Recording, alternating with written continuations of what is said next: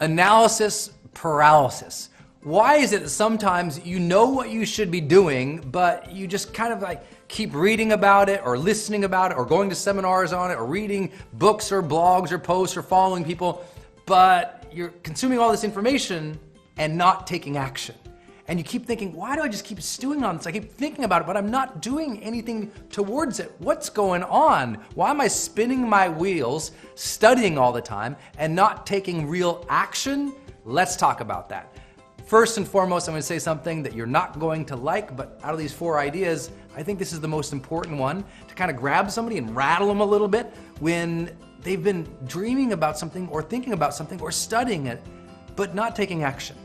And so let me say it lightly, but kind of directly. And that is, they're selfish.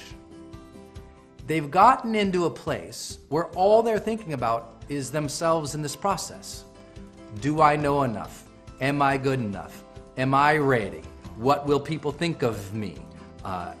Do I have the complete plan? Have I taken out all the risks and all the unknowns? Have I considered every angle from Sunday? They've done everything they could possibly do to control what is ultimately the uncontrollable, but worse, they got their perspective too myopic.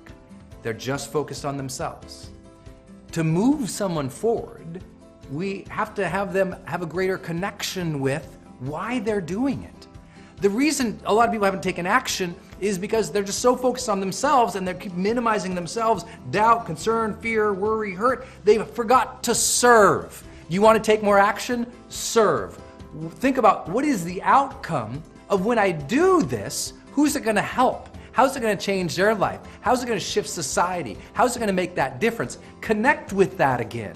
You got too much in your head and out of the outcome.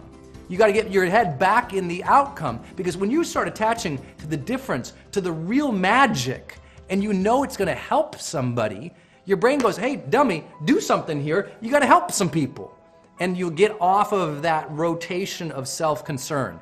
It is the self-concern that is really fueling the analysis paralysis. We got to get you back into service. Because you know what leaders do? You know what those who are out there trying to serve the world, make a difference?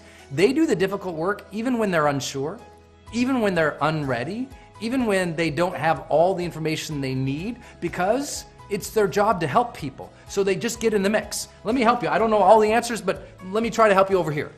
They're serving others, and from that higher calling, that higher mission, that higher purpose, they're ready to get in the game, even if they don't know exactly how the game works, even if they don't know all the controllables.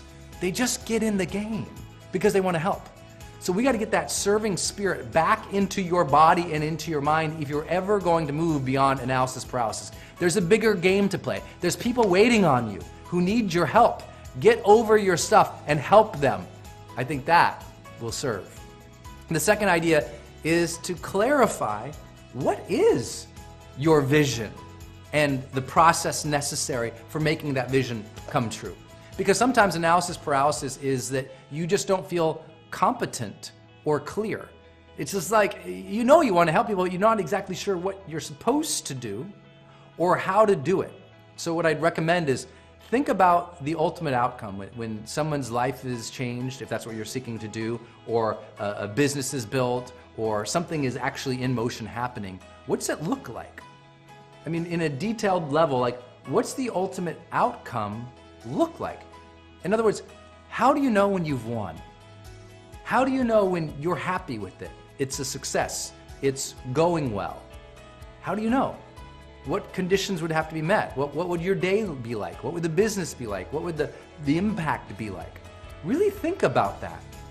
And then work backwards from that. Okay, if the outcome is my business is running without me, but I find myself doing all this analysis paralysis, I don't know what to do. Well, the problem is there's this disconnect. Business run without you, you're researching, but there's nothing happening in between because you're not working backwards. Let's work backwards. Okay, business runs without me. What's that mean? Well, it means income's coming in. Okay, where's the income coming from? Well, it's coming from automation and my team. Okay, so I need to automate things and create team. Well, how do I do that? And you just keep working backwards to today. And that's what's really important, is if you feel like you're just spinning your wheels, it's because you don't have a clear plan and outcome. So sit down today, create that plan, create that outcome, and start working it all the way back to today. What's step one? A simple thing to do that, to help you with that, is this next point. And that is just accomplish 3 things every single day to move forward to that outcome and plan. 3 things every day.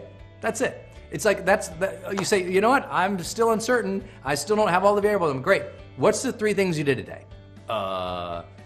That's where you get people.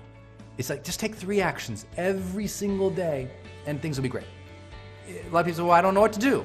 Well, that comes into now, once you have the service in mind, you have the outcome in the process, sometimes you need to model other people. What else is other people doing? And if you're uninformed with that, it's hard to know the path. Sometimes what you need to do, you need to go to a seminar or a conference from somebody or a group of people who are doing the same thing you want to be doing. Sometimes that means getting a coach or a consultant who already has the path figured out and can serve you in that process. Sometimes that means as simple as just networking around town to figure out who else is kind of doing this, who I can take out to lunch and ask them about their process. Sometimes just modeling others will give you that motivation because you'll have more clarity and perspective to begin. Then, last piece, it has to become a daily practice for you. If there's something that's important to you, a lot of the analysis paralysis, what really is stop blaming analysis, because it's really, your brain is not the problem. It's the discipline. It's the willingness to show up every day and work towards something. That's why I say those 3 goals, or accomplishing 3 things every day, is really important. But I really want to fine tune this here for you and make sure you're hearing me. Every day.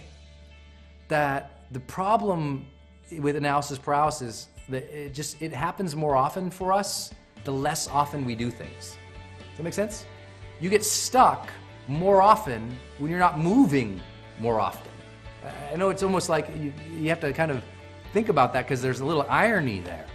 But the reality is, if you keep finding yourself stopping and thinking and thinking and thinking and thinking, it's because you're not in motion enough. We need to get you in motion again, and the only way to get you in motion again is to make sure you have a daily habit that is keeping you moving forward to that thing you want to make happen.